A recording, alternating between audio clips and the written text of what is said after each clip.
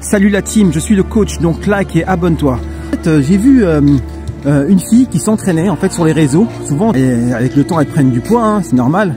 Si tu fais rien de façon significative, c'est normal qu'avec le temps, tu vas prendre du poids d'année en année. Et heureusement, quand même, il y en a qui essaient de se réveiller et qui essaient de faire quelque chose.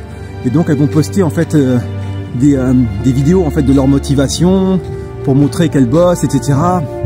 Moi, je vais pas te cacher, hein, c'est bien, mais je sais pertinemment que leur taux de réussite, il est équivalent à 0,001%. Je suis pas méchant, hein, mais leur taux de réussite est équivalent à 0,001%. Pourquoi? Parce que il y a beaucoup de paramètres à prendre en compte.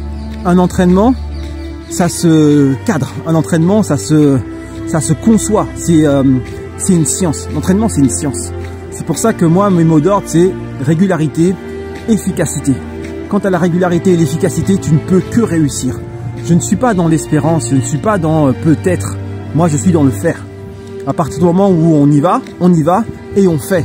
À partir du moment où tu me dis, voilà, j'ai envie de perdre du poids, j'ai envie d'aller mieux, eh ben, on le fait. Tu vois ce que je veux dire? Et donc, je vais optimiser les entraînements par rapport à toi. Je vais optimiser ta nutrition par rapport à toi.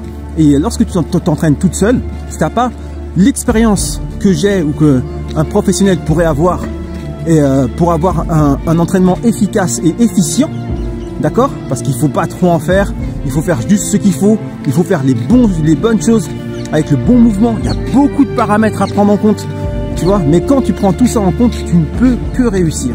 Et malheureusement, bah, tu n'as pas cette éducation, tu n'as pas été élevé dans la rigueur du sport et des trainings, donc forcément, tu ne vas pas avoir un entraînement efficace. Tu vas faire des choses qui peuvent parfois être un peu intéressantes, mais la globalité sera médiocre.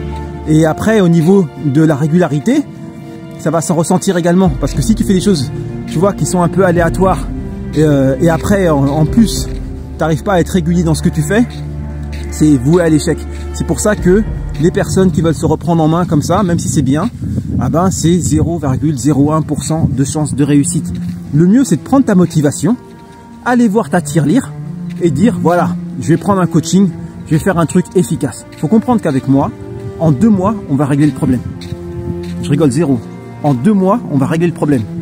Donc, qu'est-ce qui vaut mieux? Vaut mieux casser un peu sa tirelire et se prendre 2 mois pour avoir de vrais résultats durables, plutôt que de faire un petit peu, après arrêter, recommencer, et en fait traîner, et au fur et à mesure du temps, ben, ça n'avance pas, et tu fais que de grossir, et ça part en cacahuète.